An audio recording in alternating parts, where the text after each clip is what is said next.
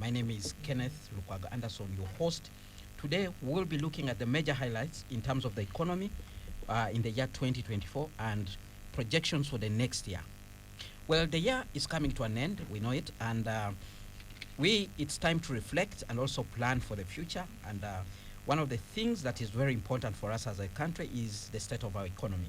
Well, this year we have seen a number of issues. One of the things, oil and gas sector, there was progress made in terms of money trickling in after the final financial investment decision was made. We have seen the kick-starting of the oil pipeline that is being constructed, which is critical.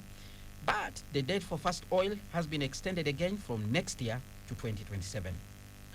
We have seen that Uganda's debt situation remains a major concern. 96.1 trillion shillings is our debt, which is about $25.3 billion. Despite this, the government says there's no need to worry. The question is, should we continue to borrow, and why are we borrowing? Corruption has remained a major hindrance, with the government still reporting that annually we lose 10 trillion shillings, and it has effect on the level of investment in our country, because each time potential investors look at this, they want to stay away from the economy. We have seen a number of issues in the financial sector.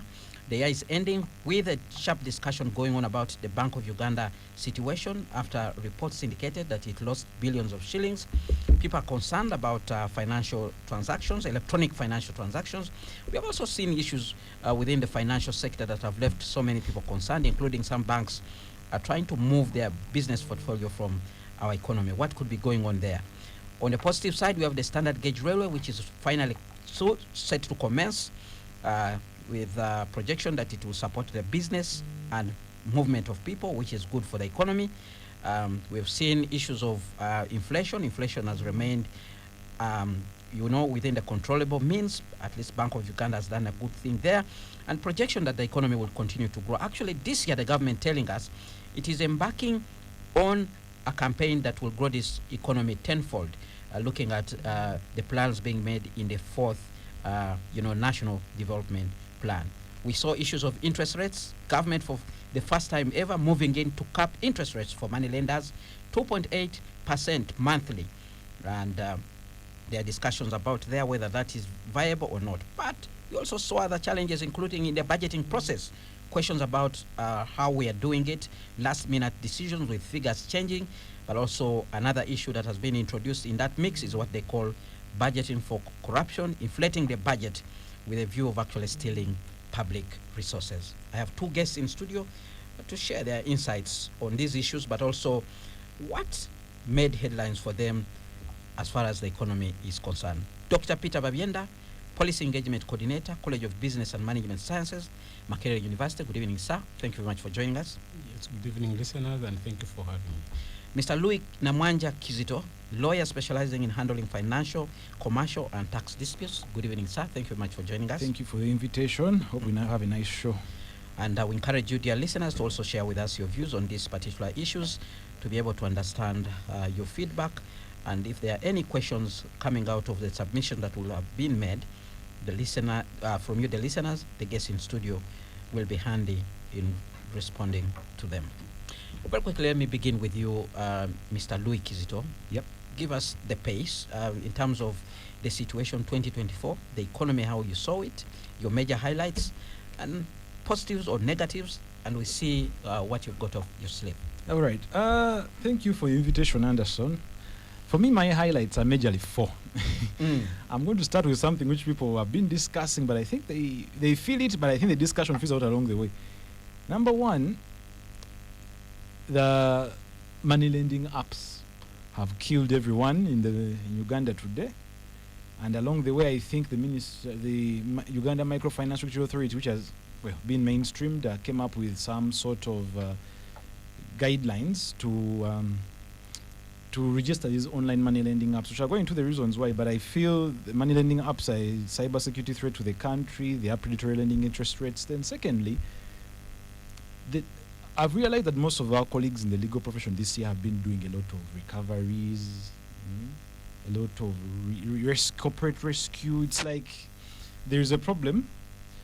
Then my other highlight I look at this year is, of course, I don't discuss the CBR rate because I've realized that that thing doesn't really reflect the reality, because again, even people who are getting loans from banks don't even follow it. You'll find that the CBR rate is way below even the premiums some of the insiders get in terms of interest.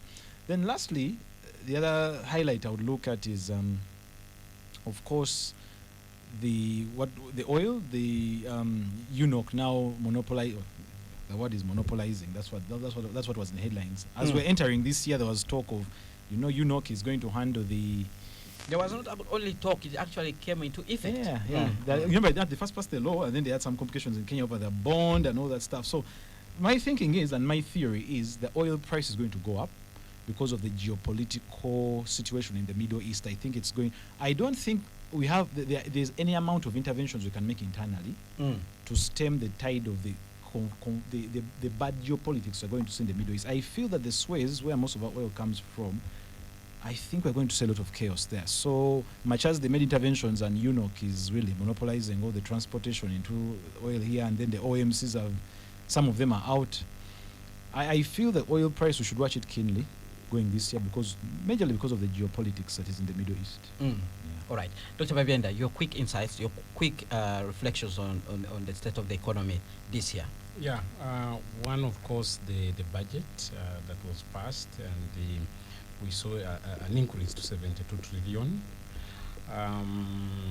But also our exchange rate, actually the Uganda shillings performed relatively better compared to our peers. The exchange rate remained relatively stable. The inflation has also remained, actually can say the inflation has been captured by the central bank, and I think that one should help the business. But as you said, we are also seeing a declining oil palm price. So we hope that one will further reduce on the cost of doing business. Then we saw coffee boom. Yeah, in terms of the revenues, and I think that one also helped in terms of stabilizing our exchange rate. Some of the negative, as you said, they were expecting the oil to come out next year, so that we can start to reap from that. We have also seen the construction of stadiums, the Kabalega, but then we had the census, which is supposed to give us good data for planning, but you saw there were so many issues around that. But one key from there was that the people in the money economy increased to 67%. 67%? Yeah, of the people now in the money economy. I think that's good. And that is coupled with the increase in the size of the economy. The size of the economy has increased to around 55 billion. Which means now an average Uganda is now 4 million rich. We don't know whether that is it is true if we went to Uganda and they asked. But those are some of the things I can say. But the unemployment rate, if you go with the one reported by UBOS, you may say it is not bad, but still you're still relying on their figures? Observing generally, you see that we need to do a lot, especially for the young people, the youth. All right. Now, since you've all given us your opening remarks, you've punched the balloon and told us the negative and the good side. I want to begin with you, Namwanja Chizito. Very quickly, let's begin with the negative. There are certain things you might have observed and said, coming next year, these ones need to be fixed. Yeah, I think next year what needs to be fixed is, I think you read the headline somewhere which was stating that the commercial court is sitting on tying up capital of about 8 trillion. That headline was, I think, circulating this year. Part of the things that were happening, I think the interventions that the court, that the judiciary and justice was making was to encourage arbitration. I think going into next year, how can we untie that value that is locked up in the commercial court is we should encourage arbitration. But I was saddened when I saw the RAPEX laws. One of the laws that was going to be, one of the institutes that was going to be mainstreamed was CADA, the Center for Arbitration and Dispute. Because most lawyers these days when they're drafting contracts, we don't even go into unleashing you into the court system. These days we have arbitration clauses. So if they're going to put CADA back in Ministry of Justice, I think it's one step back. I think they should go back and untangle it, because if you have so much value locked up in the commercial court and capital is tied there, some capital is actually has injunctions on it, then arbitration will be your way out. But now when you come up with the law and say we are mainstreaming the Center for Arbitration under the commercial court because we don't have money, it's a catch-22. The other thing I think that should be worked on is I think we should improve our capital, access to capital. Access to capital. It's a very, like I've told you this year, when we talk about most of my senior colleagues, they have been handling recoveries. For instance, people have been defaulting on loans, and you know that's where lawyers come in and make all their money, running after you and recovering courts, using the court system to recover the bank's money. I was making a suggestion that we should create a scenario where the capital markets are competing with the banks, because right now when our capital comes 99% from banks. That is unsustainable. Actually, even Kenya next door. Even Kenya, it's the same situation, but it's slightly better.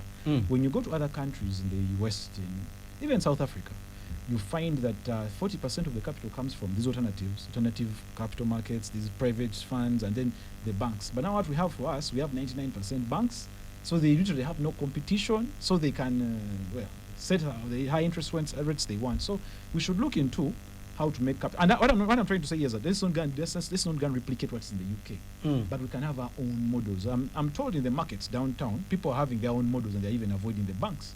They have their sorts of Nigina kind of things. The only time they need a bank is when they're going to bank maybe their money. But and many people have been running to money lenders, and then the government moves in to cap the interest. And now what does this mean? Capping interest rates is not going to work. I don't know if my economist friend here agrees with me. Capping interest rates, what's going to do, first of all, most of these guys get their money also from banks. And they get them at the exorbitant interest rates. Now, if you're going to cap any interest rates, our problems of access to capital go beyond a solution, a simple solution of just capping. One, I've just told you, there's a problem of supply. And that supply, how do you create more supply? You don't only look at your banking system, but also the other alternatives. For instance, how do you make better laws so that if I'm going to create a private equity fund for a business, I come and say domicile here. The other day I was listening to the minister, Enoch Musasi. He was saying that Henry Musasi. Henry Musasi. We are trying to reform the capital markets because there's a lot of interest in these other alternatives. But then I told him that, Minister, I think we have to look into a way of getting better regulation to encourage these funds to come and domicile. There's a reason why Mauritius is doing well on this continent. So I think it is beyond just capping interest rates. You can cap interest rates, but if you don't work on the supply issue, you're not. Actually, what is going to happen now, and trust me, it's going to happen. People are going to go into these money lending apps, and I've been on a campaign against online money lending apps. If you look at people in my age bracket, even those who are even older, by the way, these money lending apps, what they're doing, because for them they're accessible. Quick fix. Yes. What is happening now, they leverage out of your when you're getting a loan, they get your NIN, some of them ask for the NIN, others ask for your personal information like address, where you stay, where you work, and even some of them, when you are scrolling through their terms and conditions, they ask for access to strange things. Now you ask yourself, why would a money lending app need access to my gallery? All right. Recently, and let me conclude on this point. If we do not work on the money lending apps, and I think I call upon the computer emergency response team, if we do not look into the money lending apps, these people are selling our personal information, because they store our personal information in countries that have servers, like in Mauritius, those tax havens. So they are selling our personal information now. Before you know it, someone will actually go into your bank and using your credentials and take your money. So it's a cyber security threat that we need to look into. All right. Louis has begun us on the issue of access to capital. Our economy is supposed to be private sector led, which means access to cheap credit is very important. We have this situation where money is stuck in courts. We have a situation where people are looking for cheap capital, and then we have the situation of the money lending capping coming in. Very quickly, your observations, Dr. Ben. Just as he said, I say his observations. I doubt whether this capping will work. First of all, why have people been going to money lenders? And many of the money lenders, I believe, are not registered. So people just come and gentleman agreement. Yes, gentleman agreement. So the government may not regulate that. And when these people are coming for these monies, some of them actually have loans in the banks. but still they have problems. So they want to fix. Some So sort of bridge loans. we only need to work on ensuring that the cost of money reduces. But as he said, that if we can work on our money markets, especially the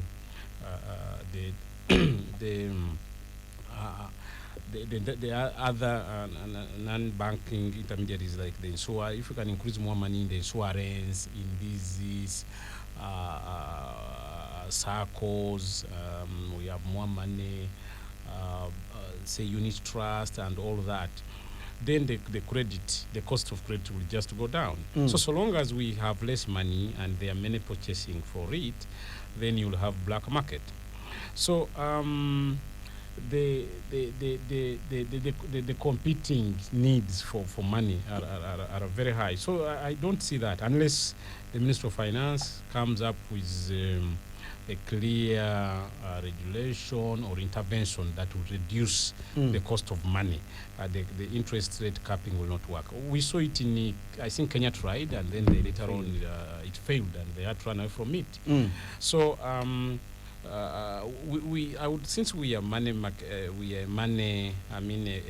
market economy, we would have left it for the market, and we ensure that we regulate. All right. As he mentioned, the issue of cyber security, I think that is one of the issues we need to put a lot of effort next year, because not only Bank of Uganda, as you say, individuals, I know individuals who have lost money. Even banks. Somebody was telling me that each time you receive a text from your bank telling you that they are doing a system upgrade or something like that, fear for your money. That's what we are saying. So the banks, the commercial banks, many of them have lost the electronic, the telecommunication, these what we call wallets and so on, have lost a lot of money, leave alone the individuals who have lost money. But the good thing, it seems that the banks are able to actually, ensure that you still have your money. Yeah, they on have your some account. sort of insurance, but that's what happens. yeah, they have some sort of insurance against cybersecurity, but again, some of them not even robust. All right.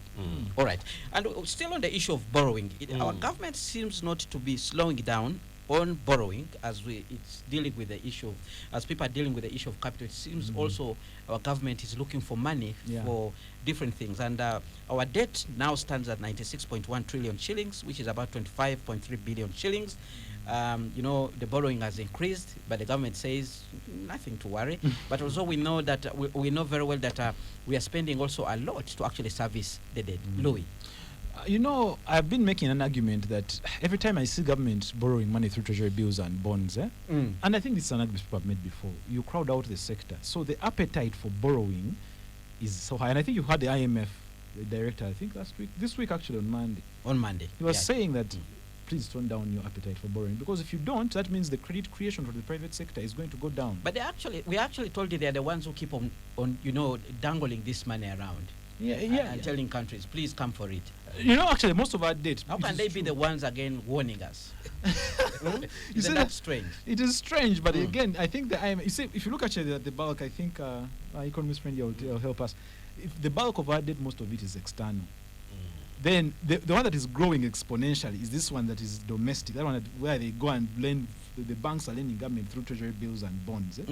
That is really increasing. Now, I think the IMF comes in from a point of saying that, okay, you guys, we know we have given you of concessional financing at zero rated interest rates. Some of them are long duration. But then these short maturity treasury bonds, and some of them actually now are going for syndicated loan facilities. Okay, for me, my argument is I think the government should find a way of at least leaving the pool of the money in the banks to the private sector.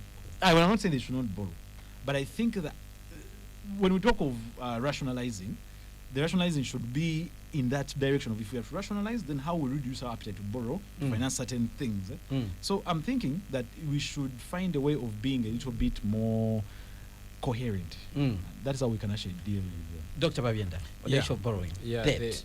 As he says, borrowing may not be bad, but we have other issues, as you said, absorption, that some of this loan remains. We actually told some money is on the account and it's not yet being spent. Yeah, and yet we are paying interest, commitment, and so if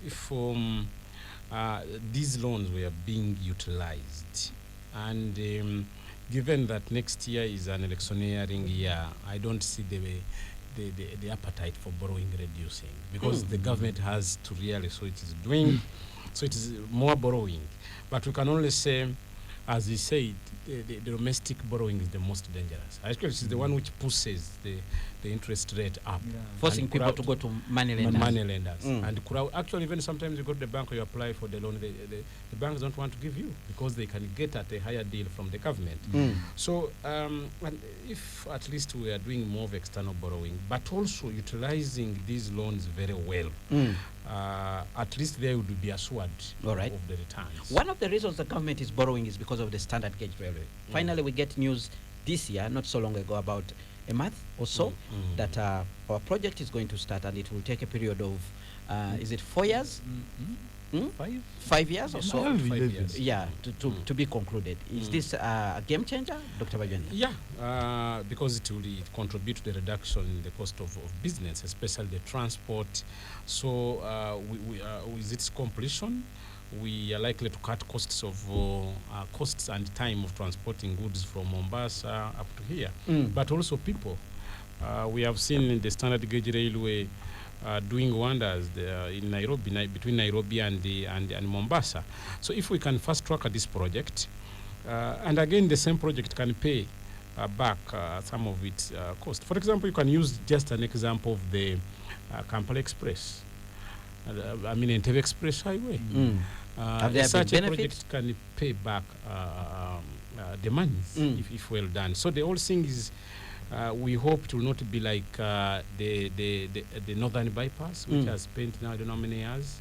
So if you can do it as fast as possible, this kind of projects have a high probability of paying back its money, and they have more other benefits, as I've said, reducing the cost of doing business. Do you have any fears about how the project might be handled? Yes, given other projects that we have seen, you can't really have no fears. But we hope now that this one maybe will not suffer from those things we have seen, like the Poor and others. Louis, are you hopeful? No. When you look at that loan they got from, I think it's Citibank. I think it's a syndicate facility which was organized by the Citibank. Earlier they were looking for money from the Exim Bank of China. I think China pulled out because I think the reason was they need a guarantee that the Kenyans were going to put their a seamless system. thing to the. Yes. Yeah. I don't think the standard. You see, okay, it's a good idea, but given the loan that they got from Citibank. Okay, it might cost us, but we will have a standard gauge railway. And like Dr. Babyenda says, it might be able to cope and pay back the money. And you see, okay, that is one side of the story. The other side is you're getting a Turkish firm to do the construction. The same firm that did it in Tanzania. But you see, for me, this is my argument. The kind of infrastructure we need is infrastructure actually does this the micro connections between small businesses and people. Roads in Kampala. That's roads what you in want to Kampala. But the grand infrastructure, the grand infrastructure is nice focus. if our export bill is really, if we can put our export bill up. But for me, my thinking is the standard gauge railway, it might be postponed. We may get 2 extra years. They signed. Okay, you're saying Something. they might not deliver it on time. Is that what you're saying? Okay, I know the deliverables, that's one issue. But the 5 years they gave us, it may even go to 7 or more, depending on the situation at hand. What situation? One of the situations I'm thinking that Citibank. What do you know that the government of Uganda does not know? No, of course they know more than me. But what I'm trying to say, you see, 5 years, let's wait and see. Are you saying Citibank may not raise the money? No, of course Citibank should. By the way, in the Uganda scheme of things, that money is nothing to Citibank.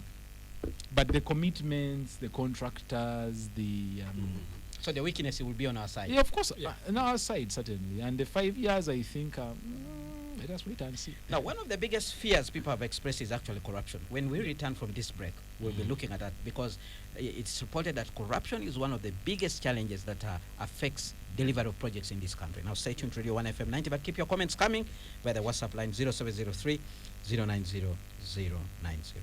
All right, thank you so much for staying with us on Spectrum, live on Radio 1 FM 90. My name is Kenneth Lukwaganda, so your host And today I have two people in studio here who understand some aspects of the economy, and they're sharing with us the state of the economy in 2024 and the projection for next year, the things that are have played out this year, and what they mean for the country going forward. In other words, what have we done well this year in terms of the economy, and how can we improve for the better going forward. Now, let's look at the issue of corruption. You know, we've had it now crawling into the budgeting system. You've heard about that word that has been coined, budgeting for corruption. We know, according to the government records, we lose 10 trillion shillings. The government knows the money that is being taken, but some people are saying it's not dealing with those who are taking it, because if you know the amount of money that is being taken, definitely you should be knowing who is taking it. Dr. Babyenda. Yeah, corruption is really a very, very big issue. And this goes hand in hand with the issue of integrity. And it goes back to what we have said on these projects. For example, you find projects look at issues of compensation. So you have a lot of inflating projects, the cost of infrastructure and so on. So corruption in its own is a very big setback. One, it makes those involved not to be more productive on the work that they are doing. They only be concentrating on what can we get as individuals. Two, it increases the cost, as you have said. It makes it difficult to provide public good to the people. So it is a vice that we need to deal with seriously. We need to make corruption very risky for any individual. That's when we shall actually our budget can do much, as you have said, 10 trillion, for example. How much can 10 trillion do? Look at most of our districts. Their budgets are in 300 million. There are very few with above a billion. So this is a sector that I see we need to work on seriously, because now it had gone into the budgeting system, that someone has to make a call and say, how much are you giving us? I mean, how much are you giving us? And then, so that for us, we give you budget. So you can see if it has reached there. Now, who will do an oversight? Who will so the projects will continue remaining? Surprisingly, people are supposed to appropriate the budget. That's where the focus has been this year. People have been saying Parliament is corrupt, Parliament is corrupt. Yes, which is dangerous, because it is the Parliament which is supposed to have an eye on every project. They are the ones who are supposed to scrutinize the budget and say, please look, here you have overinflated. But if they are the people again in that, then it makes it dangerous. Then what you'll be left with is the Office of the Auditor General here. But remember, the Office of Auditor General reports to Parliament. So if the bosses are the ones encouraging, what will the Office of Auditor General do? But also the issues of capacity. Because what happens is that the corrupt people become more powerful. So, and you find by the way, this one goes into a very, very, very big thing, including on the materials, the inputs. Clearing inputs at the border, it goes into the clearing houses.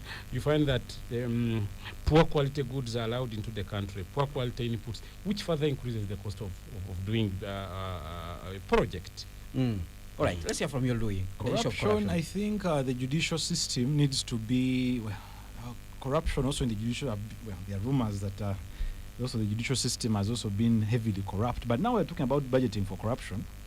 I think we should look more at, I think we should try to encourage our legislators to undo that. I don't know how far that undoing the legislation, the resolution of MP Nandela Mafa before PAC, where they said that all previous reports that had not yet been considered were considered. There was that resolution that was passed, I think the previous Omnibus. Well, yeah, there was that resolution that said that because there were too many reports and they could not handle them. So I think also that gave some sort of blind cover to the budgeting for corruption. Now, now that not everyone's going to appear before Kosase and be put before the cameras, I think it kind of emboldens a few people. But I think the Parliament should look at maybe the team at PAC or the team in the Kosase. They should look at how can we undo that resolution and maybe pick out a few reports here and there. But for me, I'm thinking that if we strengthen the judicial system, the IGG, I don't know, when they look at the IGG's report, the prosecutions that were done for high-level corruption, not as many. But when you look at the low-end corruption, the small policeman was asked for 100,000 shillings here. That's now the kind of corruption that is highly prosecuted. The IGG says that the big people, the ones who are still big actually, have ways of covering their tracks. It's very difficult to find them because they use the small ones to actually steal the public. But the small ones actually take syndicate peanuts. Corruption. The small ones actually take peanuts as compared to the grants. So but they do the dirty work. They do the dirty work, but then like you say, I don't know if you watched the movie called The Godfather. If you don't deal with the mafia don. So how do we get to the Godfather, Louis? If you can explain, you can help the that of government. That is not for me to answer. Please do share your. No, but I think corruption in Uganda is very multifaceted. So there is no one solution for all. But from what I would suggest is if you can strengthen our judicial systems and make people more accountable, even at the small level, the small clerk here, the small. Even, by the way, these days I'm reliably informed that because of IFMS, that payment system that we at local government, that even the town clerks do not do any payments for contractors anymore. They just give them warrants, and then everything is done here at Ministry of Finance. So everything has been centralized. Now, for me, if we are in the spirit of, and they said that the reason why they're doing that was corruption, that there's a lot of corruption in local government. But then we are told they inflate and then collect it back. But that means it's not a problem. Dr. Babienda, as the year was coming to an end, there was anti-corruption, convention held, and one of the key proposals that came out of that convention was the issue of asset recovery. We need to come up with a system where we recover, and probably that will send signals to the big guys who are stealing. Yeah, and I think that again goes back to Parliament to amend the act so that it allows for going for assets of the corrupt. But I just wanted to say on this system of, if actually as a country we have one of the best safeguards for corruption. Like when you look at the system of IFMIS, so the accounting officers no longer have cash. You do, and then you are cleared, and then everything is paid here by the Minister by the Bank of Uganda. But there is this connivance we are saying, the inflation. So you do the work, knowing, for example, I'm doing the work for 200 million, but you are going to pay 10 billion, and then the rest you have to give it back. So we need to have our laws strong. As he said, we need to strengthen all the bodies that are anti-corruption, but also empower the people so that they know how to follow up the projects. We need to shame the corrupt. We need to target the assets so that someone, you see when you read the stories of those countries that have been successful in fighting corruption, they had to be deliberate and to make it very risky. Magufuli tried it in Tanzania, and it worked. So that means we lose a lot of money through corruption. So if we can just tap, we can do a lot. Now, one of the other key issues that we need to look at, Mr. Louis Kizito, is the issue of trade. And when you talk about trade, there have been several issues around looking for markets, but there's been emphasis on value addition. And then comes the coffee subsector. There's a factory being constructed in Western Uganda. We have issues to do with UCDA, but like Dr. Babienda says, there's a coffee boom. The coffee boom, and I agree, there was a price. I think that for the first time since 1971. Actually, I'm told, well, by people who were alive at that time, this is why Amin was staying afloat, even amidst all the sanctions, because we had a coffee boom here in the 70s. Coffee Marketing Board. Yep. So the coffee boom, I think, is because we had some sort of drought in the Brazil and Vietnam. So challenges in their farms. Yeah. So it's not on our strength, but it's on the weakness of something that is general. So. But I was listening to Bloomberg. There's an article that they wrote, I think, last week, 2 weeks ago, where they were saying that there's a lot of theft also right now among the coffee farmers because of the price boom.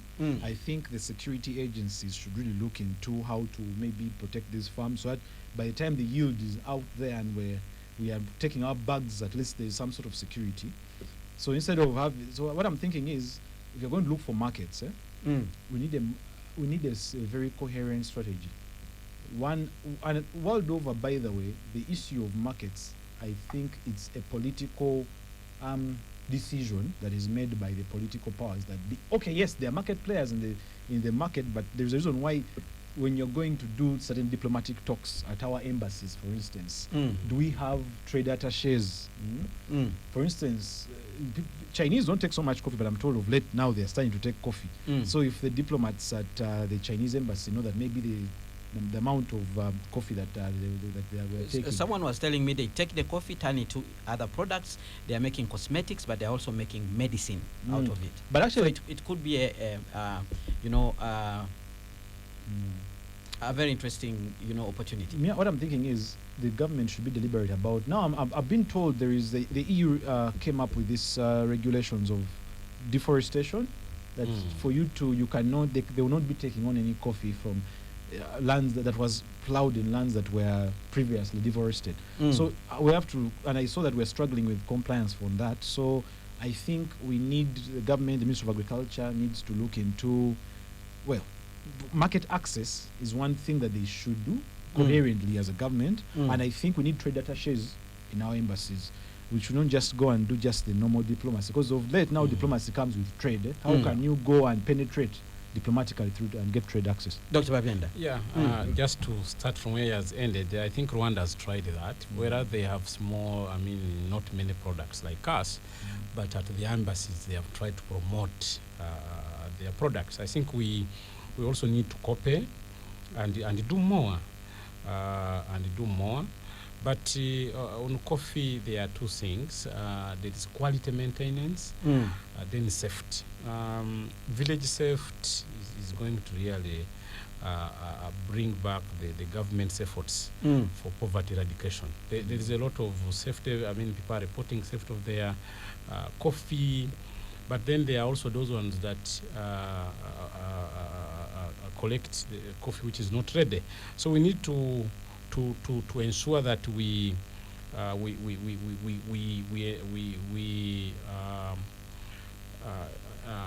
ensure that the quality of our coffee remains high, so that we can compete favorably at the international market, but also support the farmers, organize them, because most of our farmers lack being organized, so that they can benefit. But coffee remains a key commodity that can really empower people economically. But these two issues that are coming up, the issue of safety, and not only coffee, even cows, people are reporting their cows being stolen and all that. So I think the security people need to come in handy. Then the issue of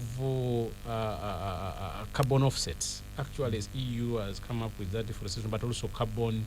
If you are not, what have you put in place to as a carbon offset? These issues are coming up. So I think we need to prepare our farmers so that they can benefit from these carbon offset projects, including even carbon credits, which can actually help us finance some of our budgets. So we have had some problems in market, poultry, because the market, when we look at Kenya, Tanzania, so when they close, sugar, milk.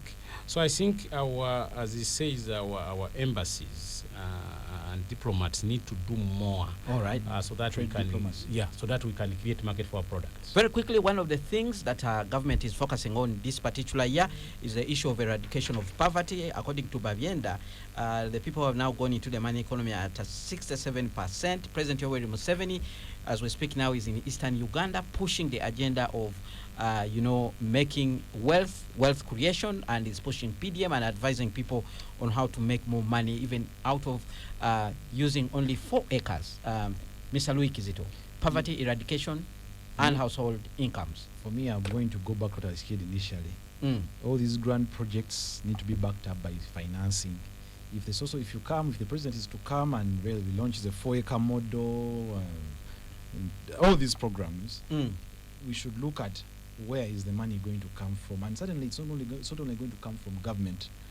We should open up and say, if someone wants to establish a private equity fund for these small poultry businesses, how can we encourage them? I'm glad that government, last year when I was reading the tax bills, they exempted all private equity and venture capital funds from any sorts of taxes. That's a good step to encourage these other the non-bank alternatives from giving us money. But that's not enough. We need to look at how do you regulate your financial sector. So that me, Louis, I can go even without a long track of a credit history. I have some certain guarantees maybe from, Ministry and Bank of Ghana to get some monies. So I'm thinking we need a more coherent strategy that it's today the president may have the money and give it to us for the 4-acre model.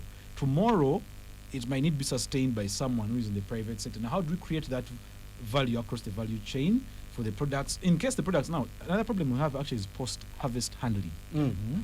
When these products are, you have harvested them, how do you handle them? Actually, 70%, according to the FAO, the research by FAO, the Food and Agriculture Organization, so 70% of our produce is lost at post-harvest handling. And actually, they predict that if you do not handle post-harvest handling well, in the about 20-15 years, we may have some sort of malnutrition among the children, either in eastern Uganda and actually even in northern Uganda. So I think we should look into it.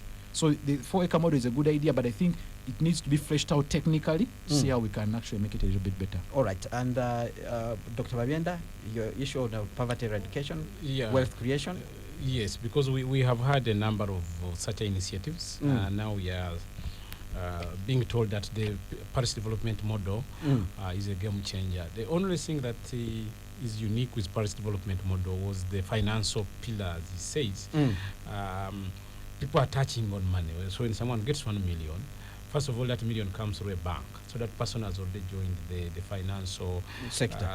That's why the figure is going That's up. why the figure is going up. 67%. Yes, because more banks accounts have been opened. Yeah, more accounts have been opened. Purposely receiving the money. Receiving the money. Now we don't know whether this money is used.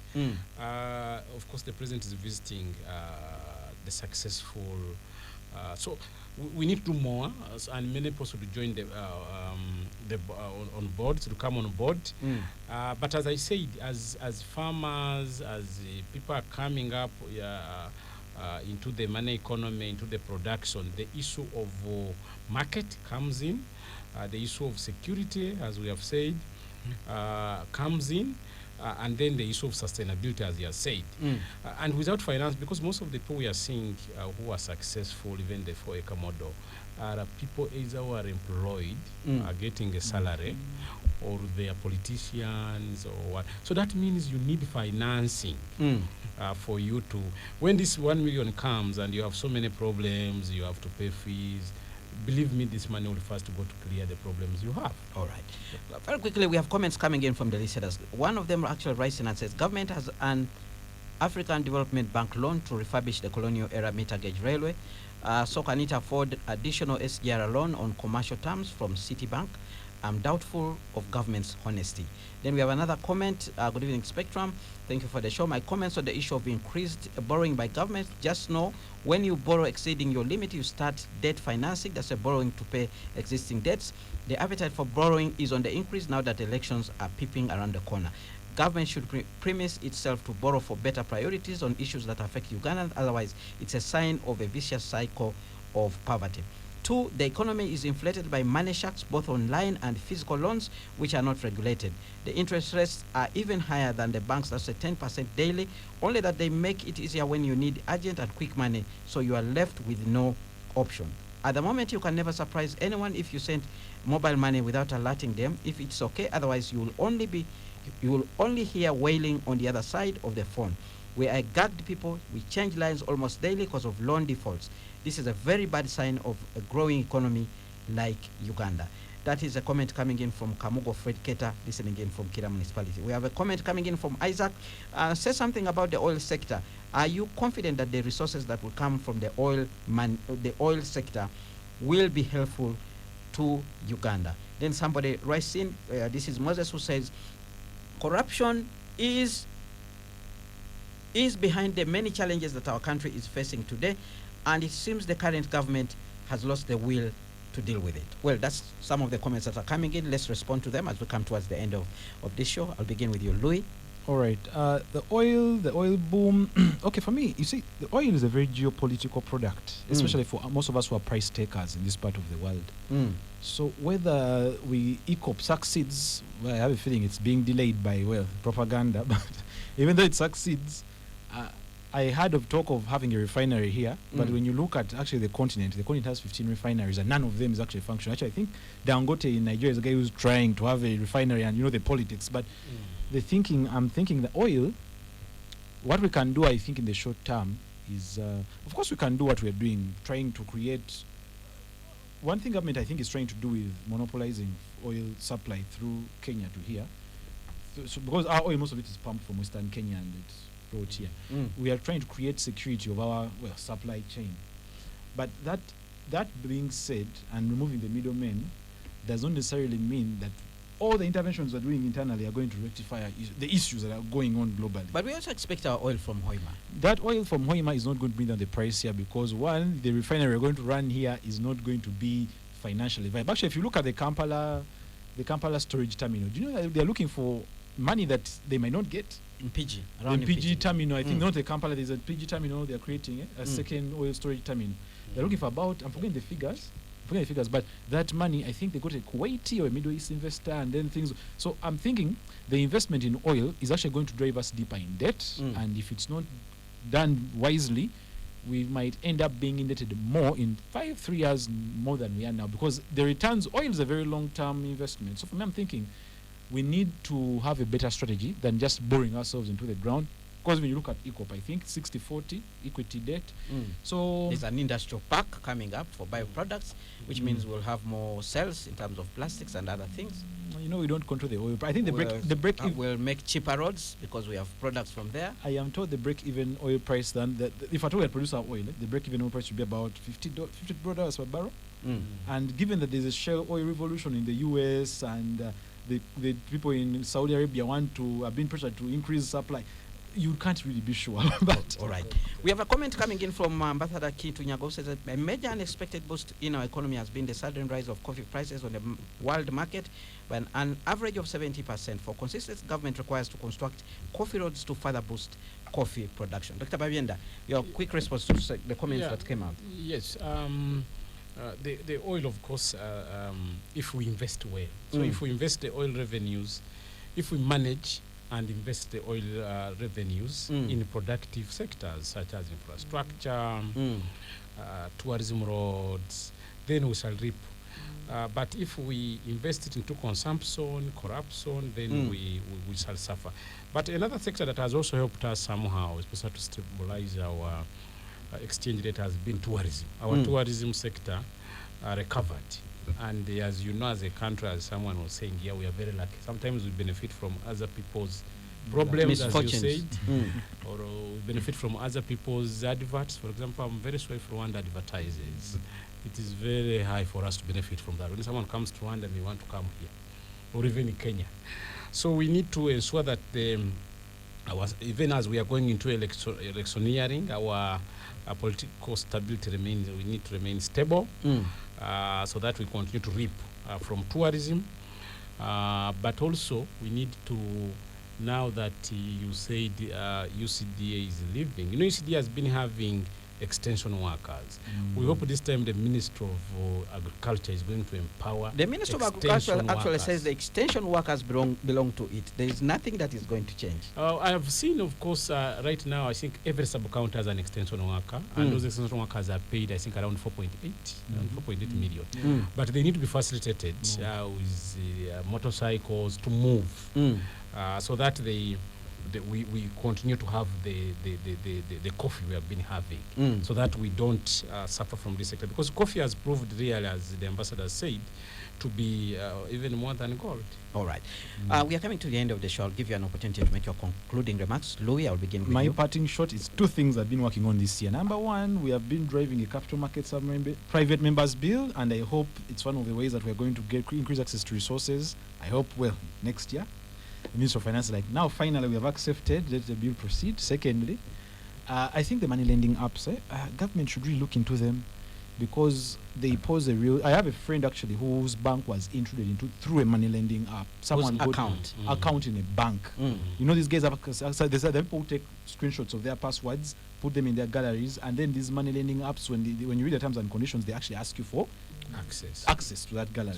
So they got into his bank, and they actually, now when he went to the bank, they was blaming the bank, but actually it was a money lending app which is storing data in the servers somewhere in Mauritius. And there's so many questions about people losing their money. Dr. Babienda, your closing remarks. Yeah, the same. We need really to strengthen our cyber security, and the good thing, even the deputy speakers come up to complain on those lending apps. We hope they will act. But another issue that we really need to address quickly is the issue of insecurities in the village, the safety of people's products. You know, there is an incidence where people can come with a fish and then take all beans and coffee in the night. So we need to work on this. All right. And also maintain our coffee, so that our those are things I see that will move our economy out of poverty. All right, I want to thank you, gentlemen, for making time to come and share your insights about the state of the economy and what lies ahead for our country. Tomorrow, 2 hours of analysis of the top events of the week on Spectrum Extra with the panelists. Join me then. Up next, we have the news in English with Miss Lillian Keno. Thereafter, we'll have the Soul Train with BB Junior.